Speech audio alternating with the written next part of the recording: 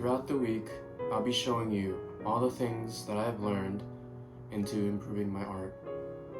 Though this is a video about me self-improving in my art, if you're a beginner artist, you can take the things that I'll be learning into improving your art. And all the tools that I'll be using will be in the description below.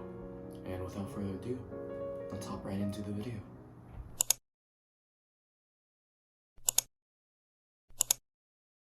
This first piece that I did a while back, the anatomy with the body really isn't much of an issue, but laying down the hair and the colors like I did can lead your drawing being muddy and unappealing. So to fix that, let's start off with a smegsy bald head, and I'm gonna decide to draw Korra from Avatar.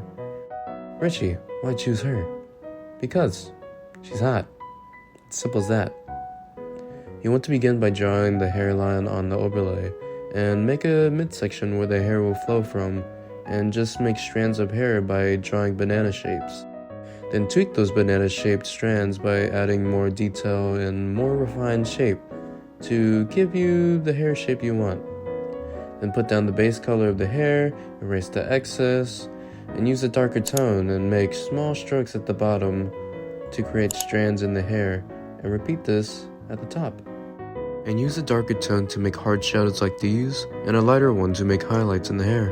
And to make your character pop, you want to select a bright warm color like orange, and spray it over with the color dodge setting selected. Smegsy. Now with this piece that I didn't use my reference correctly, and created many errors in posing my character. The arms were really stubby, the neck was oddly stretched, and the fingers were knotted.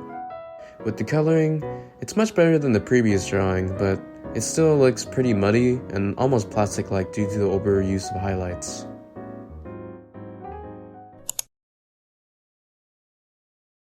To produce better art, look for some ideas on YouTube or Google. If you're a beginner, you can't just get better by using your imagination. Look for reference photos and even take a look at some of your favorite artists' work to see where you need to be improved on.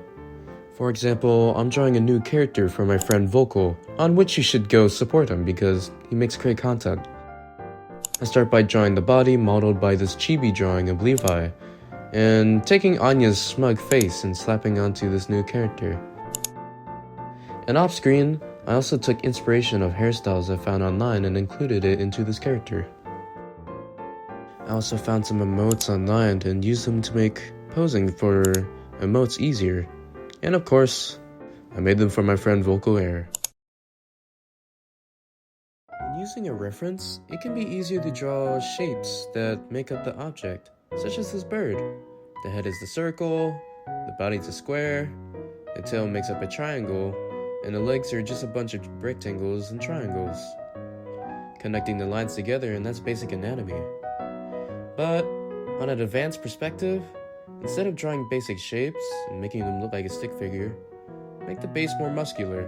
It will help build the body and help you out with the sketch. Recreating the drawing from the beginning, I start off by drawing the guidelines and basic shapes that I see, making it much easier to draw the eyes, nose, and mouth in the correct position.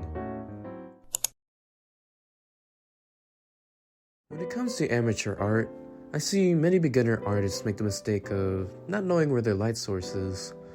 Light builds structure on your drawings. It shows our eyes that an object is there, and one way to make something pop is to add reflective lighting to your shadows, explained here.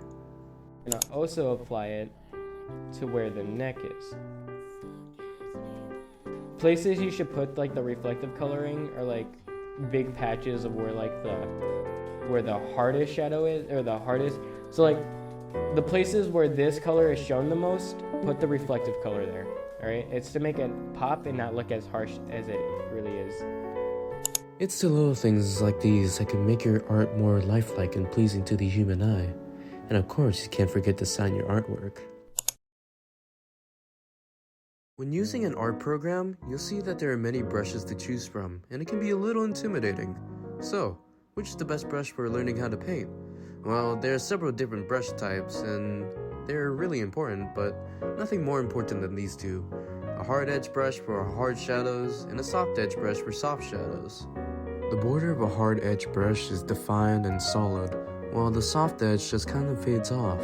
And most of the time, you don't want to use a soft edge brush very often. Rather, use a hard edge brush to make more appealing shapes and curves. Other brushes you need to understand is the jitter, which is the pen pressure emitted from the brush, making it have a higher or lower opacity, or cause it to make it bigger or smaller. Jitter brushes can be useful to make defined lines and exaggerate shadows for line art, coloring, and even shading. Struggles I see beginners do is using smaller brushes, drawing colors instead of painting, and the reason why that's a problem is whenever you draw color, it makes it look choppy and rough.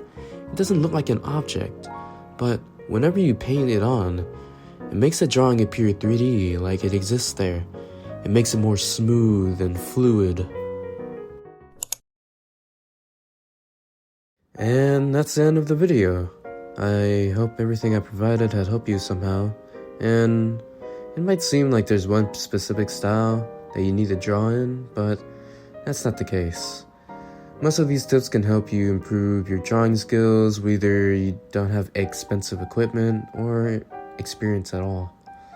Again, everything I use for this video is in the description down below, and thank you for watching.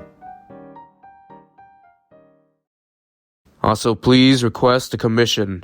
I am desperate at the moment. Please help me. Just leave me for somebody else.